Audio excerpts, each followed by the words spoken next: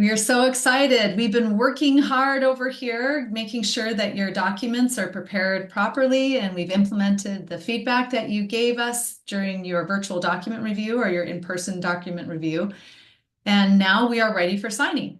So let me give you a little bit of an idea of what signing looks like. There's different types of signings that we do, really depending on if it's taking place in your home, if it's taking place at a location, and if you are providing your own witnesses, or if we are meeting and we have clients that are overlapping to witness for each other. So those are some different ways that we're doing it. You should know by now if you are supposed to provide your own witnesses. If you are unsure about whether or not you need to bring a witness or have witnesses at your home, please reach out to us because that should be clear to you. Make sure that if you are providing your own witnesses, that they bring their driver's licenses. Okay, we need to have copies of their ID for our notary books. So our notary book has to have their ID, their driver's license number. We need to be able to verify that we verified their identity for notarization purposes. And sometimes we will ask you to bring one witness or have one witness if I'm the one notarizing, because I can notarize and witness documents in the state of Utah, because if I drafted them, and then I can be the notary and the witness on them.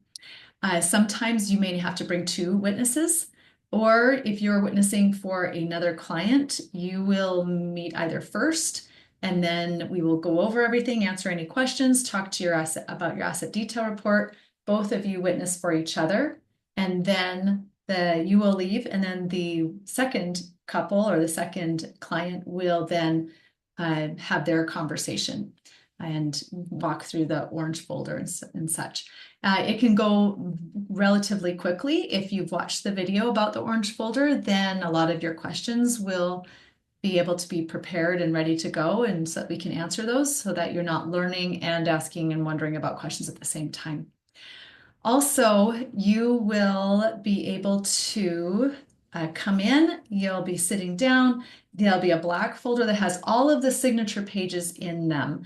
So instead of going through a binder and signing in context of the document, we have found that it is much, much, much more consistent and reliable for us to pull all signature pages and put them in a black folder. And then we put the trust and the witnessed signature pages, all the signature pages that require witnesses on one side, and we have all of the signature pages that do not require witnesses, but just notarizations on the other side. So we will do the witnessed notarization pages first for both of you, so that we can then make sure that the other couple doesn't need to stay any longer than is necessary, or to make sure the witnesses don't need to stay any longer than is necessary.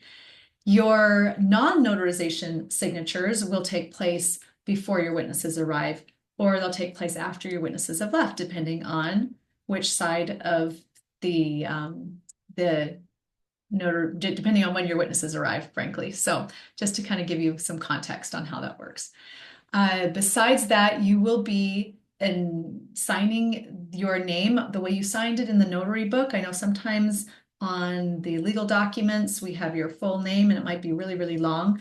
If you just make sure that your signature is the same as the signature in your notary book, that'll be great. Also, something that's important that we get questions about and that we're watching, and maybe this is one of the main things that cause problems in signings, so we really want to pay attention to your will. You're going to initial the corner of each page of your will, even the notarization pages and my notary page at the very, very end. So all of the pages in your will, you're going to initial in the bottom corner, and then you're going to actually sign as testator as well.